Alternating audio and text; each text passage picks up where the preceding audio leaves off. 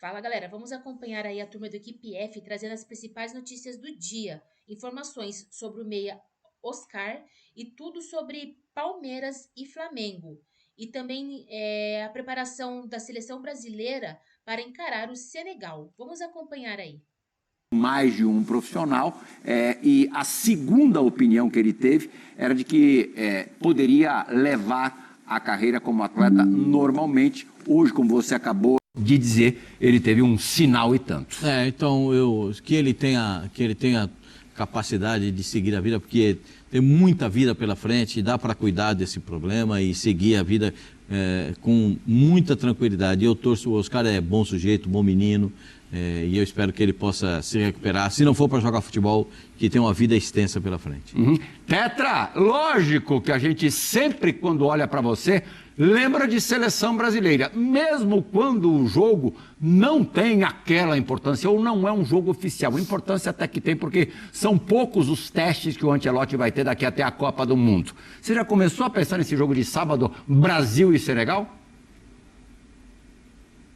Sem dúvida, Plihal. Boa noite para você, Zé Elias, meu parceiro. Eu e Zé Elias estamos parecidos. Grande vovozinho. Arrumado, hein? Acho que a gente está meio... combinaram. Que isso, hein, Zé? Tamo bem, hein? A gente Camisa não combinou nada. salmão. Mas tá entrosado, tá entrosado.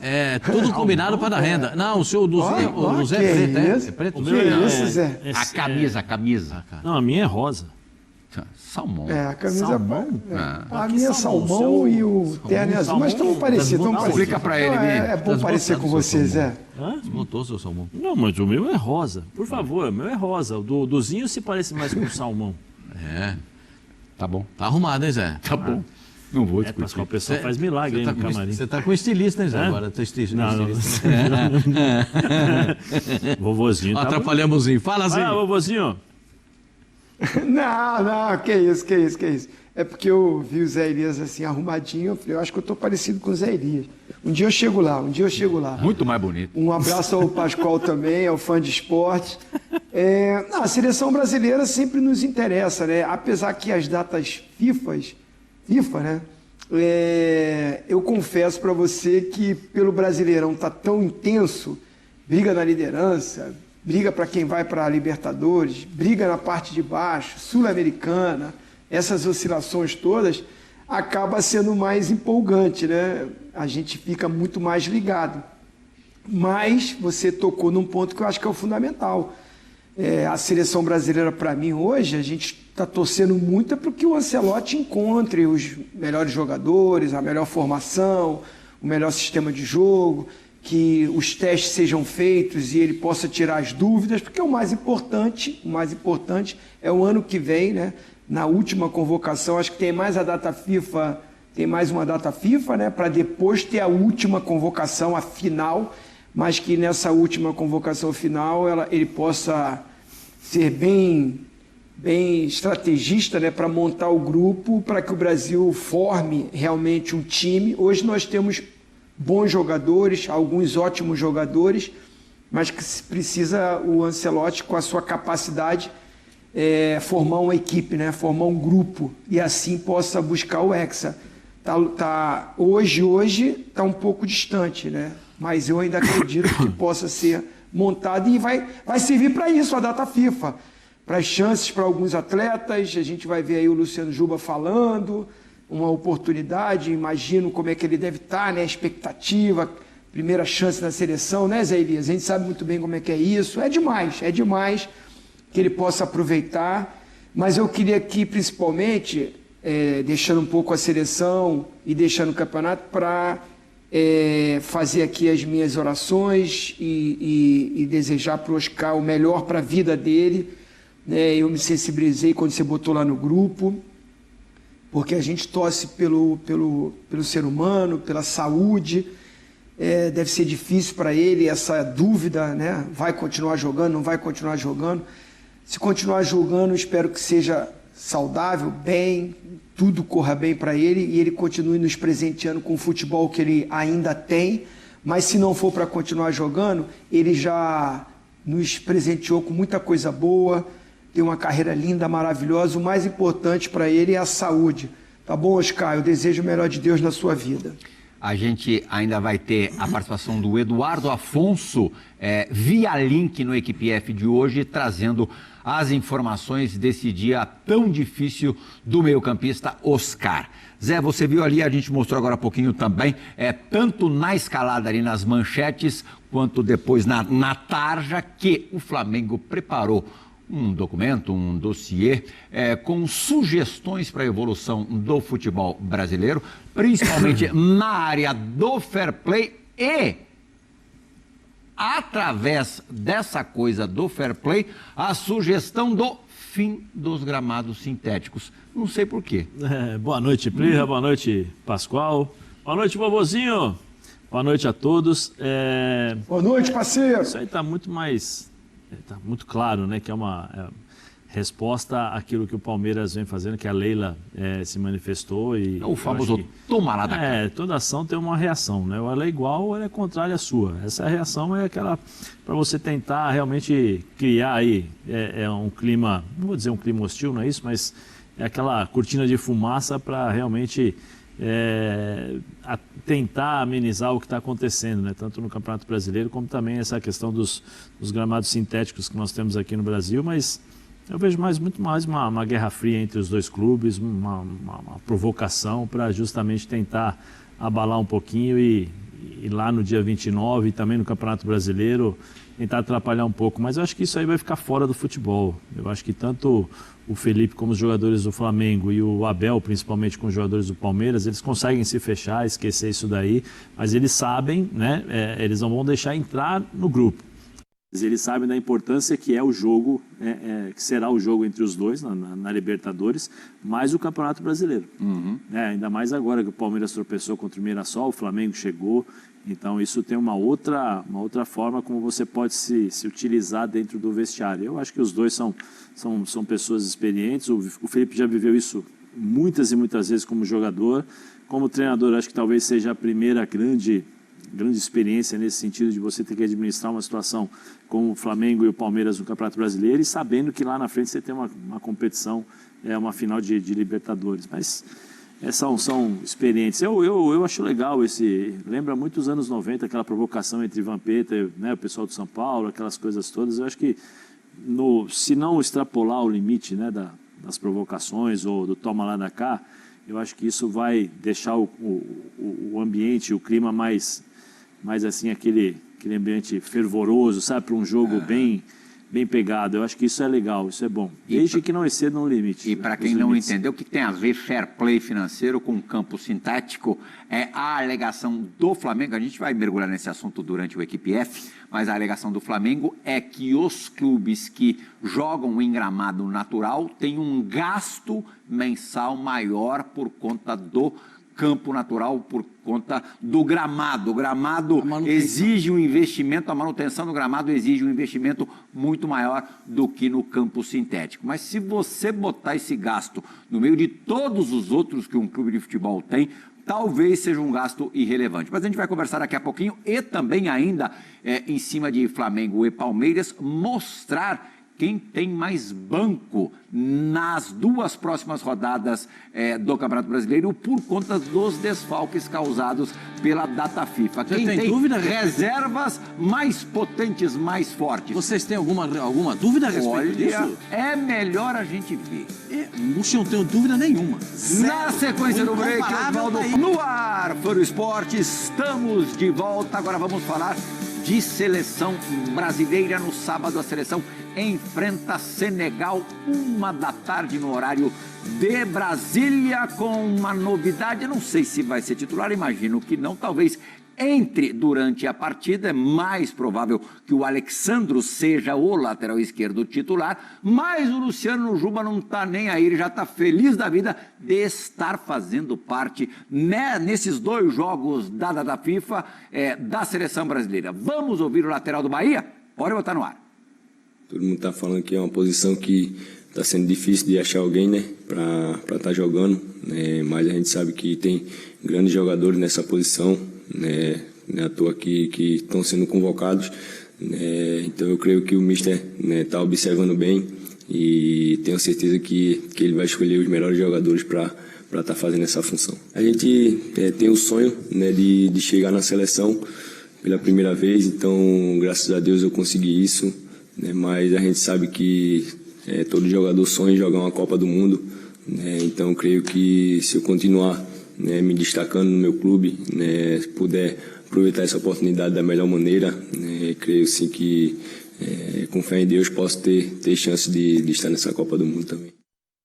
Aí mais um lateral esquerdo que deve ser testado por Carlo Ancelotti. Até agora, Alexandro, Caio Henrique, Douglas Santos, que aprovou, foi bem, não foi chamado dessa vez porque está machucado o lateral do Zenit, Carlos Augusto e Luciano Juba.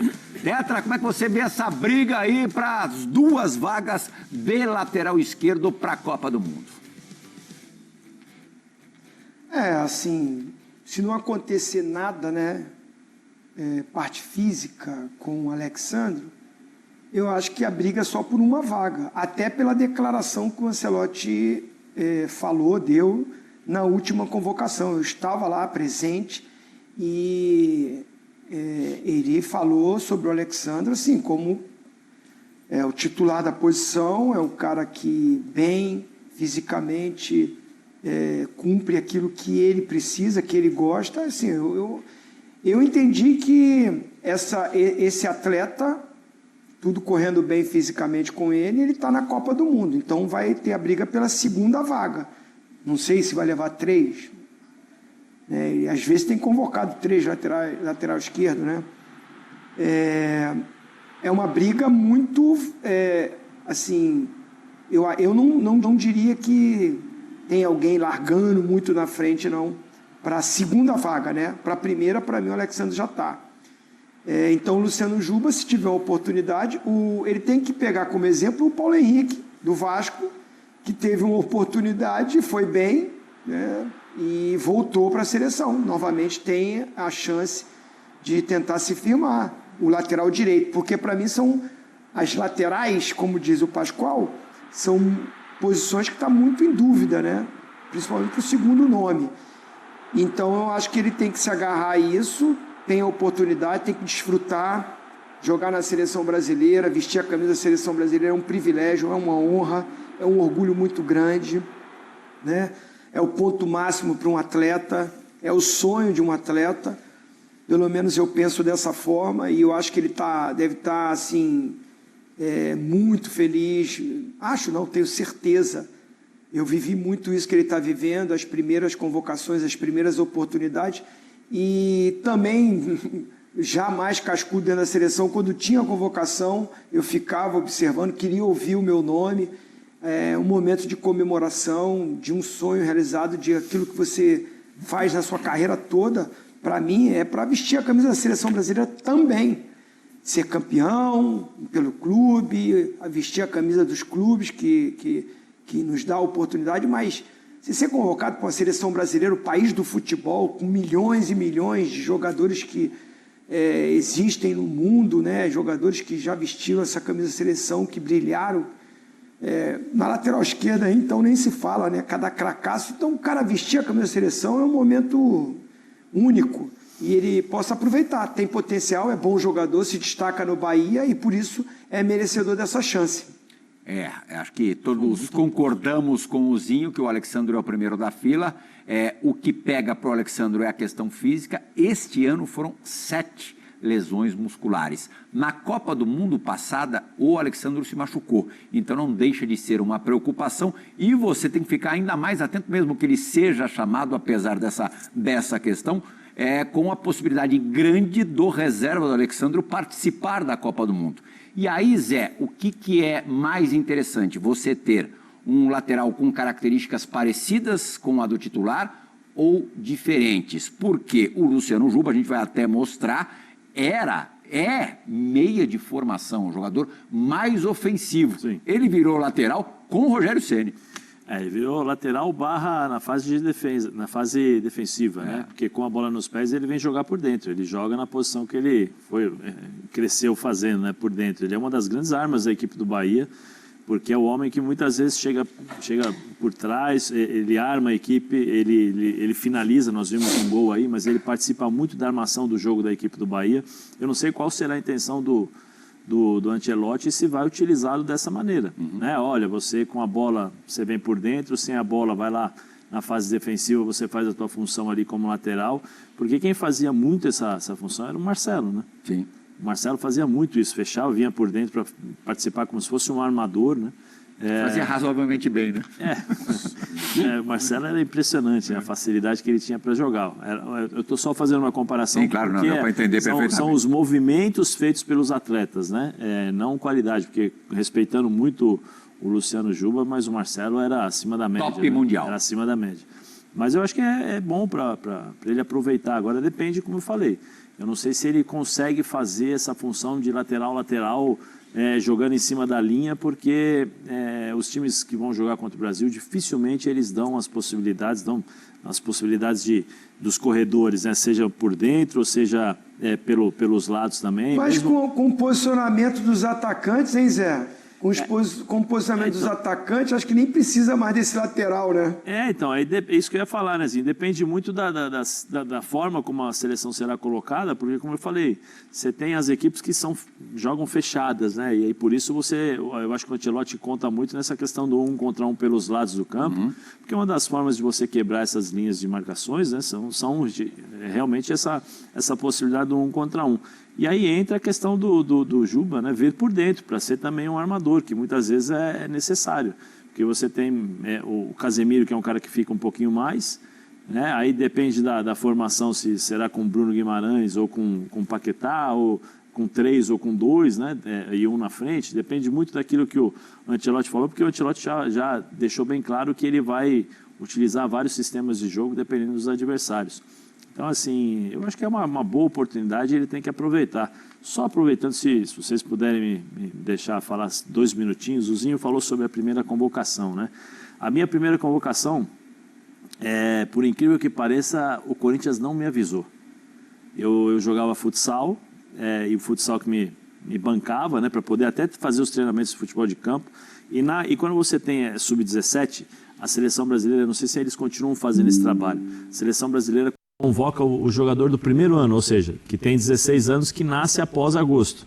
E eu nasci em setembro, né, 25 de setembro de 76. Então, no meu ano, eles me chamaram. Só que eu estava suspenso, porque eu fui jogar o Campeonato Brasileiro, de juvenil, acima da minha categoria no futsal, com o Fernando Diniz, com o Alê, com tantos outros jogadores aí do futsal.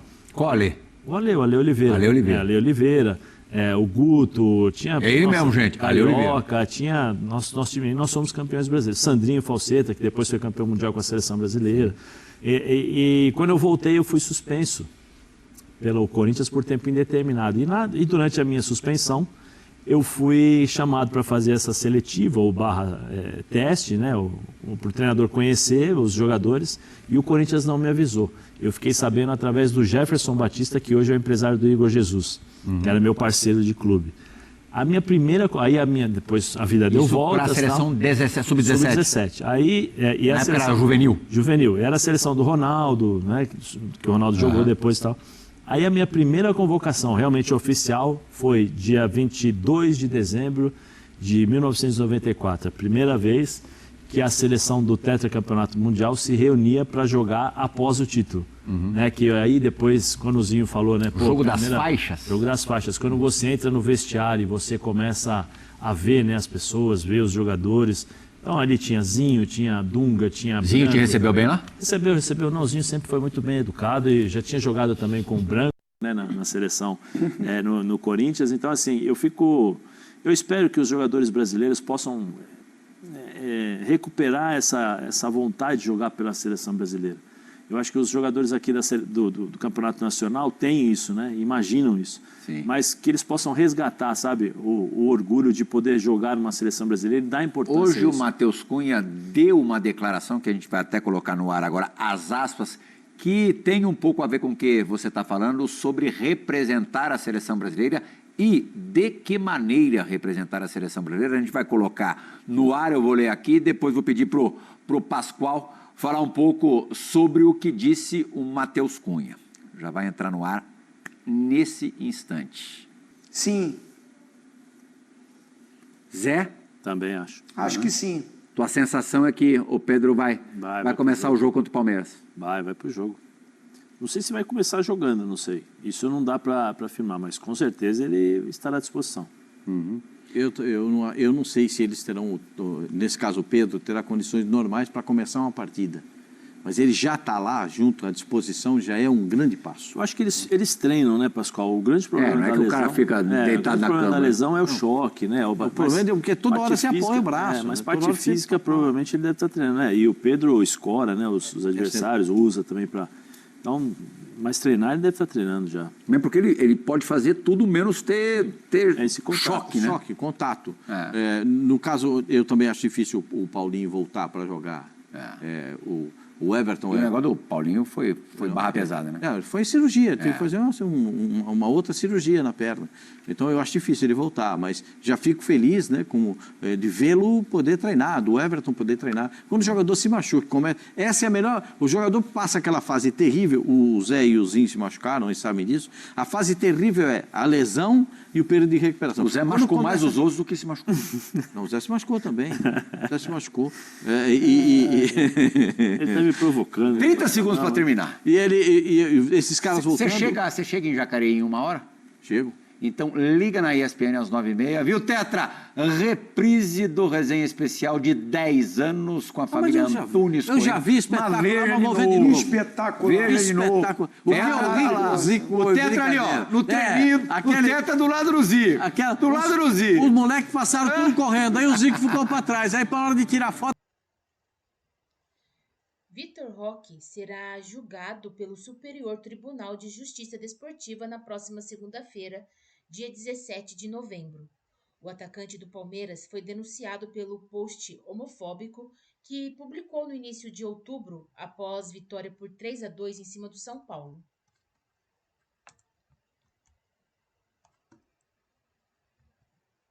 Na ocasião, o centroavante postou uma imagem de um tigre, seu apelido, mordendo o pescoço de um veado. Ele apagou minutos depois, mas responderá pelo artigo 243-G, que fala de ato discriminatório. A punição varia entre 5 e 10 jogos. A data do julgamento foi publicada inicialmente pelo site Lei em Campo e confirmada pelo GE. A imagem que gerou a denúncia era a última dentro de uma publicação com 13 fotos, editada minutos depois. Na época, o Palmeiras se manifestou. Tão logo tomou ciência de uma publicação feita pelo atacante Vitor Roque em uma rede social na noite deste domingo. A direção do Palmeiras conversou com o jovem jogador e lhe explicou que provocações como essa não cabem mais no futebol, pois podem gerar violência. O atleta entendeu e prontamente excluiu a imagem de sua conta. Vitor Roque é o artilheiro do Palmeiras no Campeonato Brasileiro, com 16 gols, e disputa o posto de maior goleador da competição. Ele está atrás apenas de Arrascaeta, do Flamengo, e Caio Jorge, do Cruzeiro, que fizeram 17 cada um. Convocado pela seleção brasileira para a disputa dos amistosos contra Senegal e Tunísia, o camisa 9 viajará no avião da presidente Leila Pereira para chegar a tempo da partida contra o Vitória, dia 19. Antes disso, porém, já saberá o resultado de seu julgamento.